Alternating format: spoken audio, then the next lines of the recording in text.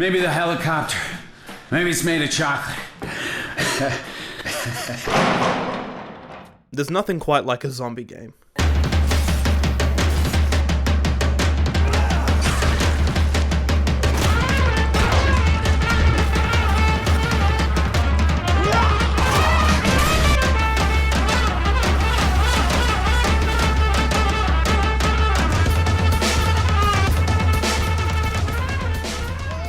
They come in all shapes and sizes, but almost always give you an intense satisfaction that you can't really get anywhere else.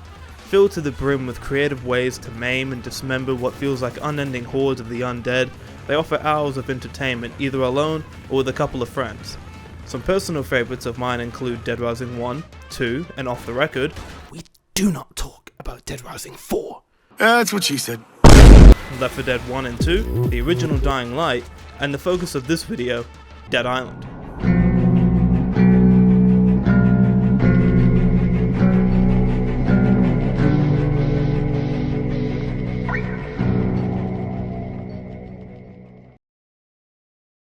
Dead Island originally released on September 6, 2011, published by Deep Silver and developed by Techland. It was a first-person zombie slasher with RPG elements, a semi-open world, a janky as hell engine,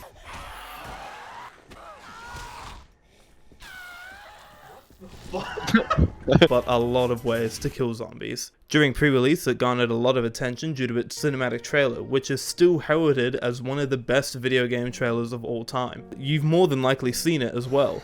It was a short but emotionally provoking story about a family's tragic demise at the hands of the zombie apocalypse. The trailer plays in reverse, showing you little glimpses here and there of how it all got so wrong.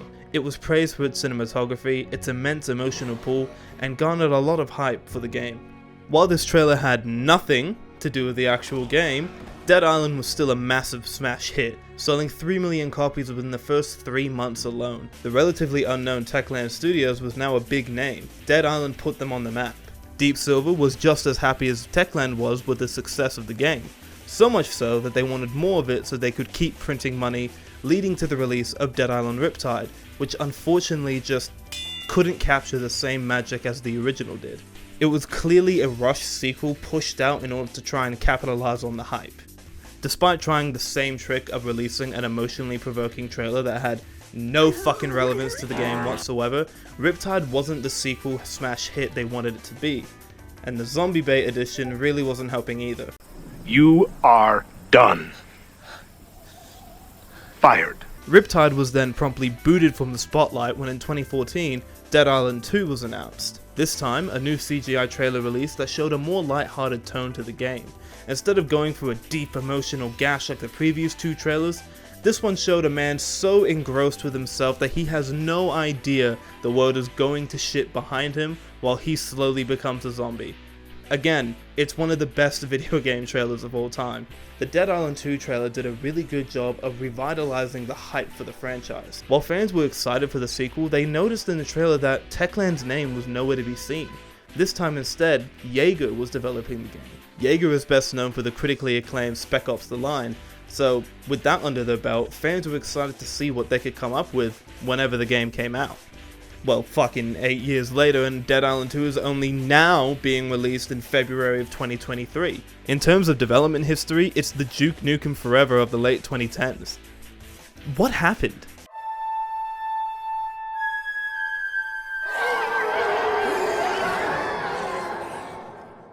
When Deep Silver decided that it was finally time for a proper sequel, Techland began to evaluate all the criticism they received of the previous games, and in taking these into consideration, felt that the next step they wanted to take strayed too far from the original Dead Island formula. They wanted to start over with a totally new IP and a totally new focus, but Deep Silver just wanted more Dead Island as it was an already pre-established franchise that likely was a lot more attractive to fund over a totally new unheard of IP. Techland and Deep Silver have always had tension when it came to the direction that the franchise would take, even in Dead Island 1. Techland really wanted to go one way, while Deep Silver wanted to go the other way, and this constant clash of creative vision is likely what led to Techland stepping away from the project altogether. Later on, Techland would partner with Warner Brothers, who would give them complete creative freedom, leading them to make Dying Light. While Deep Silver was looking for a new development team, Jaeger pitched the project to them in 2012 and landed the deal.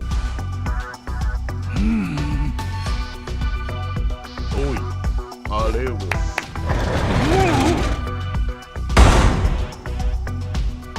いかがでしょう。いいだろう。よっしゃ、交渉成立だ。Jaeger then worked on the game for 3 years, even showcasing a playable demo in 2014 at Gamescom. But in July of 2015, it was announced that Jaeger would no longer be developing the game. Just like Techland before them, they cite that the constant creative clashes is what led to them stepping down from the project. Then, not even a year later, in 2016, it was announced that Sumo Digital would be taking over the development of Dead Island 2. We never learned anything about Sumo Digital's Dead Island 2, and we likely never will, as after 3 years of development, it was announced that another studio was taking over, this time an internal studio of Deep Silver, Dambuster Studios. All 3 of these studios, by the way, had never made a first-person zombie RPG before. Deep Silver is addicted to hiring studios who have no experience to develop the sequel in one of their biggest franchises. 4 fucking dev teams tried to take on the seemingly impossible task of making Dead Island 2. But that leaves us where we are today. Dead Island 2 is finally coming out, and I can't even lie, I'm pretty excited. Fucking course I'm excited. I'm making a whole video about it. What do you think, I don't care about it? But while I'm excited, I'm also very, very skeptical of what the final game will be like. Spending 8 years in development is one thing, but 8 years over 4 dev teams is a totally different concern.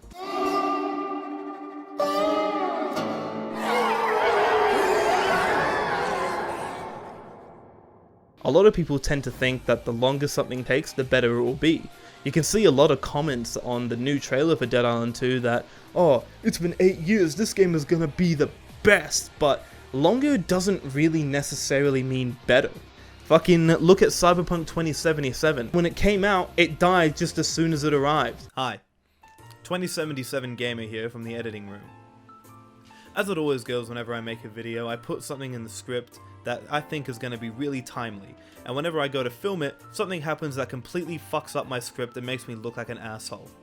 Cyberpunk Edgerunners recently released on Netflix and was so good it made people go back and give Cyberpunk another shot, or buy the game in the first place and see what all the fuss was about. There's now a whole group of people going around saying that Cyberpunk 2077 was always good, and that the people who say it wasn't good just didn't play the game. Well, I played the game. I played the entire game.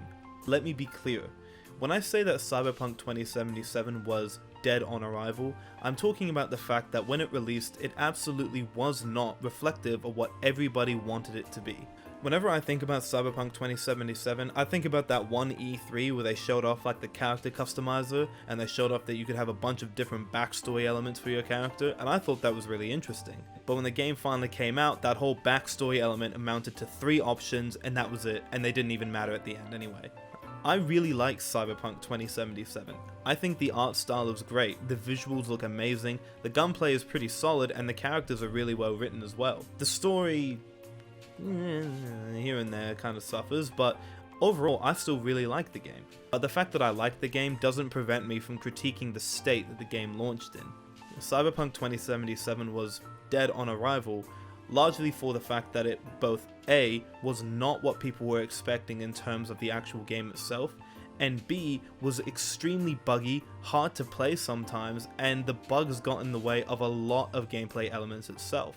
Not to mention the fact that the PS4 and Xbox One versions were so unplayable, it was laughable how it was even put out on that console to begin with. Cyberpunk 2077 is really good now. It always was kinda good, but it's way better now that a lot of the bugs have been fixed, the gameplay feels a bit smoother, and there's more content to add to it as well. I mean, come on, there wasn't a way to change your fucking hairstyle in the game. Not that I could ever see it, anyway, but the fact that it wasn't there pissed me off. So if anyone wants to come at me for my Cyberpunk 2077 opinions, just let it be known that I am a defender of the game, but just because I defend it doesn't mean I can't critique it, no matter how harshly my critique might sound. And the game was shit. It was shit on release. Yeah, I might actually cut that one out, not gonna lie. Duke Nukem Forever? What about the game, Duke? Was it any good? Yeah, but after 12 fucking years, it should be. tons of internal conflict between the developers and the publishers, rebuilt numerous times, and when it released, it was the hottest dumpster fire ever made. Duke Nukem Forever was so bad it killed the entire Duke Nukem franchise. There has not been a mainline Duke Nukem game since. Longer does not always mean better. Sure, there are definite outliers to this, but if a game has to be rebuilt numerous times, go through different developers and suffer conflict between the devs and the publishers, more often than not, it doesn't end up being good. And judging by the development cycle of Dead Island 2, it's on track to suffer the same fate. But I'm still hopeful.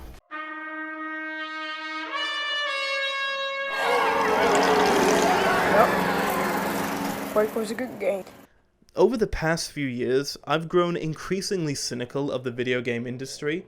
I mean, sure, there have been a couple of hits for sure, but I just don't trust this industry as much as I used to. Every time a new game is announced, I remain skeptical about it just so I don't get disappointed again. Too many times I've been so excited for a game just to be disappointed by it so much it's made me want to fucking cry. But I really hope that Dead Island 2 does not suffer the same fate. Just based off of the game trailer, I feel excited. It looks great. The weapons look fluid, and they have weight to them. You can really see it in how the screen shakes ever so slightly when it makes impact. It's a really small thing, but it goes a long way. The gore looks fantastic. It looks like a real improvement and upgrade over the already pretty good gore system from Dead Island 1. And most importantly, This motherfucker! he's back, baby! Fucking Samby is back!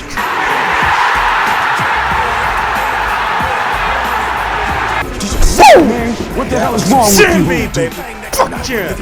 He made it! He's fucking back! Just like Thank you, Dan Buster Studios. Thank you, Dan Buster. Please make him playable. Thank you! I'm excited for Dead Island 2, but cautiously so.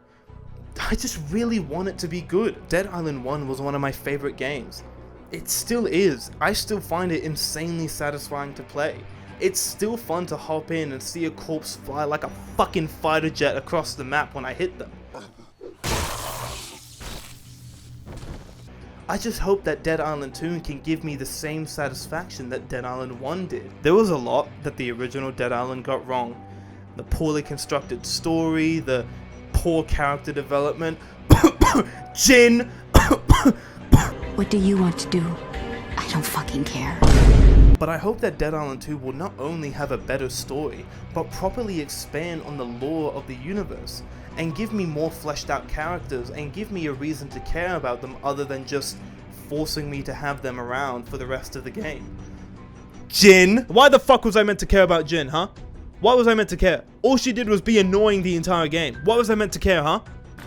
This is the funniest part of the whole game. As well as that, Dan Buster Studios being an internal studio of Deep Silver reduces the risk that there will be a creative conflict between the developer and the publisher, considering the publisher owns the development studio. This is likely why the game is even coming out in the first place. I just hope that Deep Silver has made the right choice here. It's been a long time coming, but I'm optimistic to see what Dan Buster Studios and Deep Silver can pull off with the sequel that spent nearly a decade in limbo.